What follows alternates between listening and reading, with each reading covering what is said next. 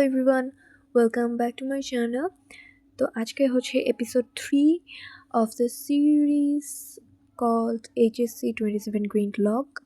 তো আজকে হচ্ছে বাংলা সাবজেক্ট পড়ব। বাংলা আজকে বিলাসী গল্পটা নোট করব, প্লাস নোট করলেই অ্যাকচুয়ালি পড়া হয়ে যাবে, ভালোভাবে মনে থাকবে পড়াগুলো।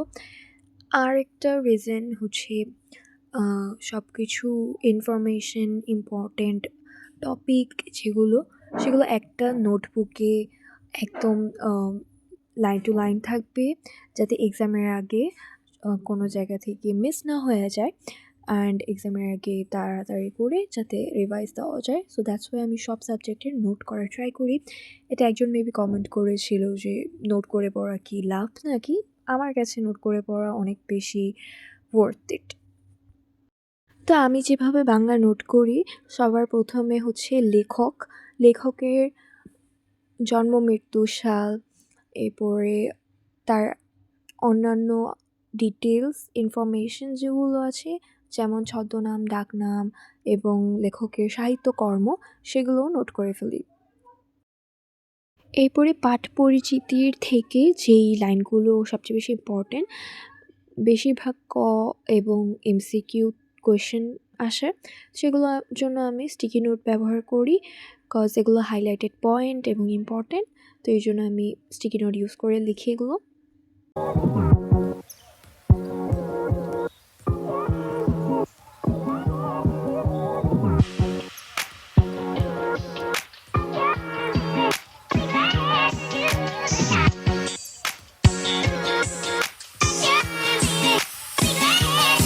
এরপরে ইম্পর্টেন্ট শব্দার্থগুলো লিখে নিচ্ছি। বইয়ের সব শব্দার্থই যে ইম্পর্টেন্ট বা প্রশ্নে আসার মতো তা নয়।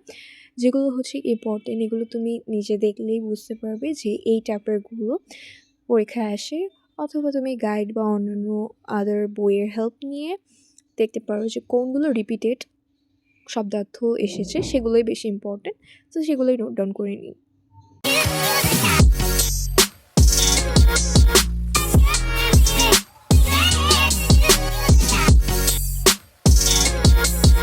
এরপরে এক্সপেক্টেড কোয়েশ্চেন্স মানে হচ্ছে যেগুলো ঘয়ের জ্ঞানমূলকে লিখতে হয়, সেগুলো লিখে নিচ্ছি।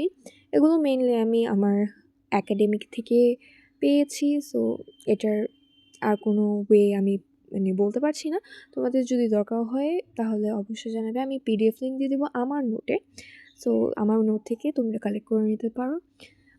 বিলাসী ছাড়াও অন্যান্য যদি গদ্য বা পদ্যের দরকার হয় কমেন্ট করে জানাতে পারো কোনটার দরকার, আমি অবশ্যই তোমাদেরকে সাহায্য করব আমার নোটস দিয়ে। এরপরে আমি ইউটিউবে যেয়ে মূল ভাবটা বোঝার চেষ্টা করি পুরো গল্পে। প্রথমে তো পুরো গল্প রিডিং দিয়ে নিই, তারপরে মূল ভাব পড়ি।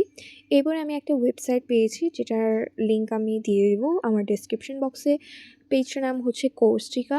সেখানে সব গদ্য পদ্য, সব চ্যাপ্টারের হচ্ছে গিয়ে এমসিকিউ, জ্ঞানমূলক, অনুধাবন কোয়েশ্চেন অ্যাভেলেবেল। তো আমি সেখান থেকে এমসিকিউ সলভ করি এবং মূল গল্পের ইনফরমেশনগুলো কালেক্ট করি অ্যান্ড আমার নোটে লিখে ফেলি। বিকজ অলওয়েজ আমি হচ্ছে গিয়ে পিডিএফ ওপেন করে পড়তে পারবো না, অ্যান্ড এক্সামের আগে তো পসিবলই না।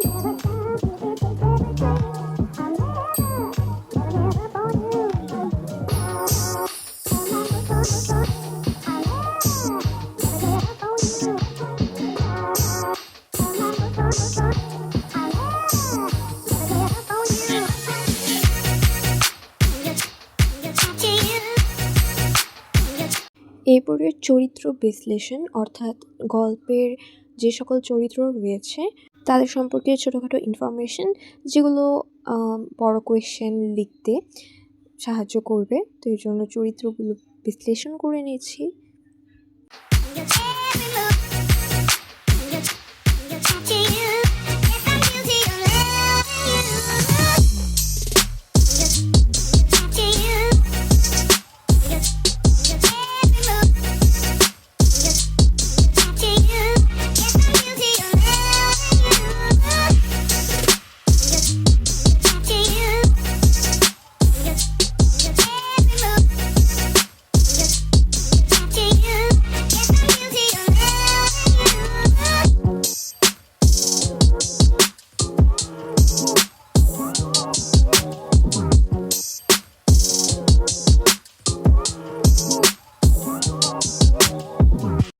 এরপরে মেইন পার্ট যেটাতে বেশিরভাগ টাইমই হচ্ছে গিয়ে নাম্বার পাওয়া অনেক টাফ হয়ে যায়, সেটা হচ্ছে অনুধাবনমূলক কোয়েশ্চেন। তো এটার জন্য আমি কোর্স স্টিকার থেকে অনুধাবন প্রশ্নগুলো কালেক্ট করি, এরপরে হচ্ছে গিয়ে নোট করে ফেলি। তোমাদের যদি গাইড থাকে তাহলে এগুলো করার একদম নেসেসারি না, বাট আমার কাছে নেই, আমি পারচেস করিনি, আর আমার অ্যাকচুয়ালি দরকারও নেই, যেহেতু আমার কাছে অপশানস আছে এবং যারা অ্যাফোর্ড করতে পারে না তাদের জন্য এটা হেল্পফুল এই মেথডটা, যেহেতু আমাদের কাছে ইন্টারনেট আছে অ্যান্ড গ্যাজেটস আছে, সেগুলোর হেল্প নিয়েই আমরা কন্টিনিউ করতে পারি।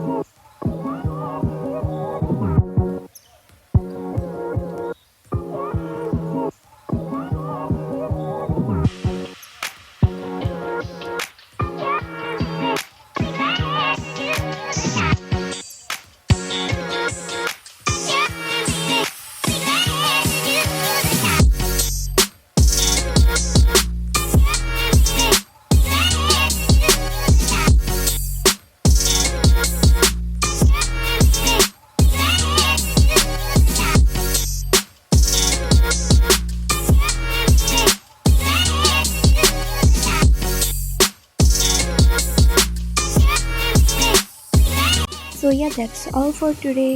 See you in next week on the next episode. Till then, take care. Goodbye. Thanks for watching.